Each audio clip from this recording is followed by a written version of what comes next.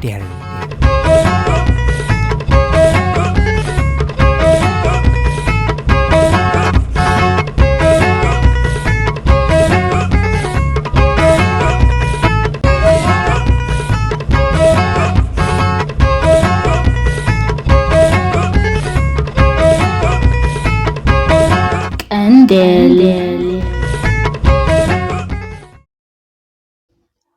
አስመራ ዋና ከተማ ከመሆን በተጨማሪ ዩኔስኮ አሉኝ ከሚላቸው ከተሞች አንዷ ነች።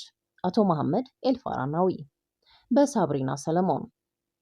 አፍሪካን ማዕከል ያደረገው የዩኔስኮ ረዳት ዋና ዳይሬክተር አቶ መሐመድ ኤልፋራናዊ በዚህ ወቅት በኤርትራ የስራ ጉብኝት እያደረጉ ይገኛሉ። የአፍሪካ ጠቅላላ ታሪክ የተባለውን የዩኔስኮ ፕሮጀክት የሚቆጣጠሩትና በአፍሪካ የወጣቶች ትምህርት መስፋፋት ላይ የሚሰሩት እኚሁ ኃላፊ የጉብኝታቸው አካል በሆነው በዚህ ጉዟቸው ከከፍተኛ የኤርትራ ባለስልጣናት ጋር የተገናኙ ሲሆን በአስመራም ጉብኝት አድርገዋል። በዩኔስኮ የዓለም ቅርስነት የተመዘገቡትንና ሌሎች ባህላዊ ቅርሶችንም ለመጎብኘት ችለዋል። በጉብኝቱ መጨረሻም ከኤርትራ ቴሌቪዥን ጋዜጠኛ ራፋኤል ጁሴፔ እና ከኤርትራ ፕሮፋይል ጋዜጠኛ ሳብሪና ሰለሞን ጋር ቆይታ አድርገዋል። ቃለ ምልልሱም የሚከተለው ነበር። አቶ መሐመድ፣ በቅድሚያ ለቃለ ምልልሱ ፈቃደኛ በመሆኖት ማመስገን እንወዳለን። እስካሁን እንግዲህ የተለያዩ የኤርትራ ባለስልጣናትን ለማግኘት ችለዋል። እስካሁን ያለው የኤርትራ ጉብኝቶ እንዴት ነበር?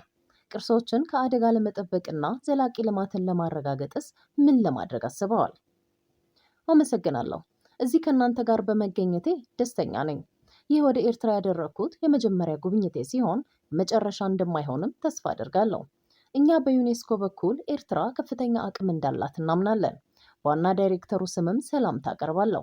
ዳይሬክተሩ ከአፍሪካ እንዲሁም ከኤርትራ ጋር ያለውን ግንኙነት ማጠናከር፣ የኤርትራን ባህላዊ ቅርሶች ለመጠበቅ በጋራ መስራትና የተለያዩ የዩኔስኮን ዓላማዎች ማሳካት ይፈልጋሉ።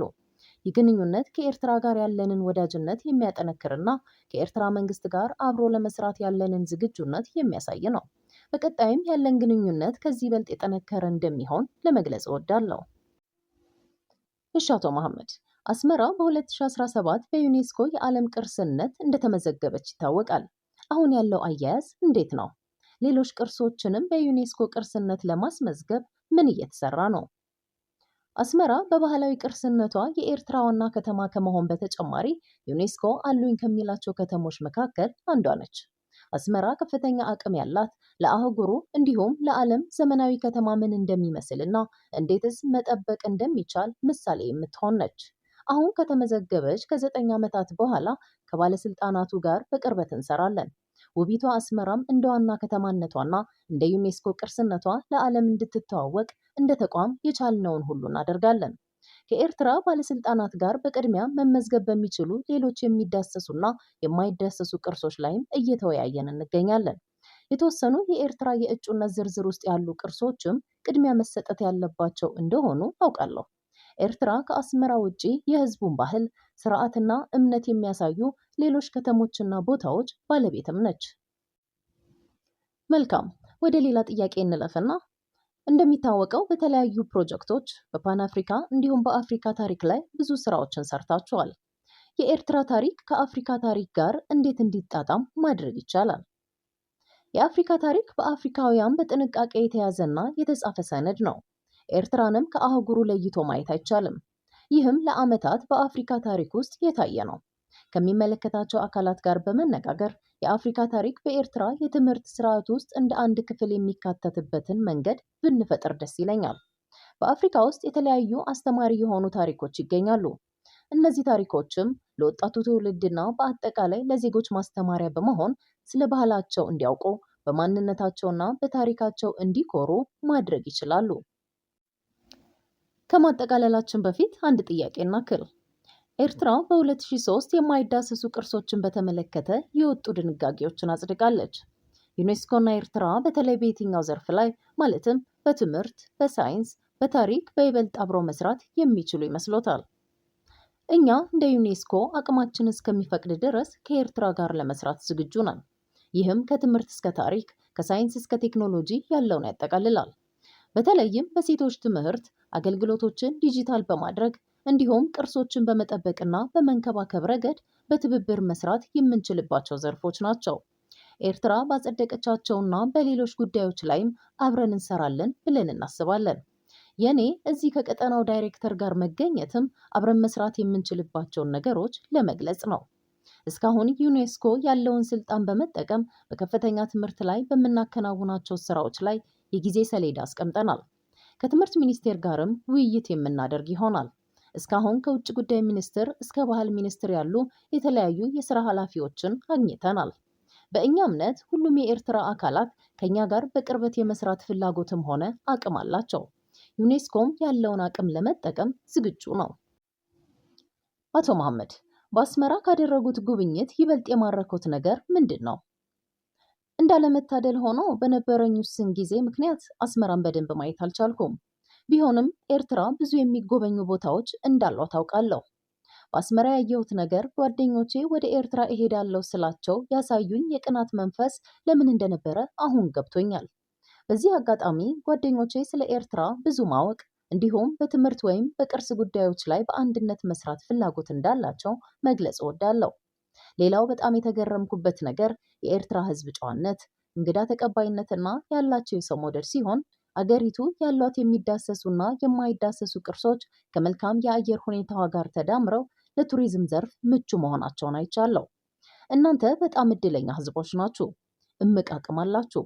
በጥበብ የተሞላው አመራር፣ የዩኔስኮ ድጋፍና የሌሎች ተቋማት እገዛ ተጨምሮበት አገሪቱ ያላትን ሀብት ለዓለም ማሳየት ይቻላል። ኤርትራም የኤርትራውያን ኩራት ብቻ ሳትሆን ለዓለም ሕዝብ ጭምር ኩራት ልትሆን ትችላለች። በመጨረሻም ለማስተላለፍ የሚፈልጉት መልእክት ካሎት ወይም ለመሪዎች ማለት የሚፈልጉት ነገር ካለ እድሉን እንስጦት። የኤርትራ መንግስት እኛን ለመቀበል ፍላጎት እስካለው ድረስ እኛ አብረን ለመስራትና ለማገዝ ዝግጁ ነን። የተለያዩ አካላትም ከኤርትራ ህዝብ ጋር እንዲሰሩ መርዳት እንችላለን። ዩኔስኮ የህዝብ ለህዝብ ነው። ህዝቡን በደስታ ነው የምንረዳው። እናመሰግናለን አቶ መሐመድ። ስላዓድኩም ያክል በሉ ስለ ኣሕዋትኩም ቃንዛቶም ውፅዓት ስኒላ ሰሚዓ ፍትሒ ክወፅ ኣለዎም ብዓውታ ፀዊዓ ካብ ህዝቢ ናብ ህዝቢ ናይ ህዝቢ ብህዝቢ ድልድልካና ታሪክ ናይ ንሽቶ ዓቢ ኤሪሳት ኤሪሳት ኤሪሳት ኤሪሳት ድምፂ ውፅዓት ድምፂ ዕቡሳት ድምፂ ዘስምዑ ድምፂ ዝሰምዑ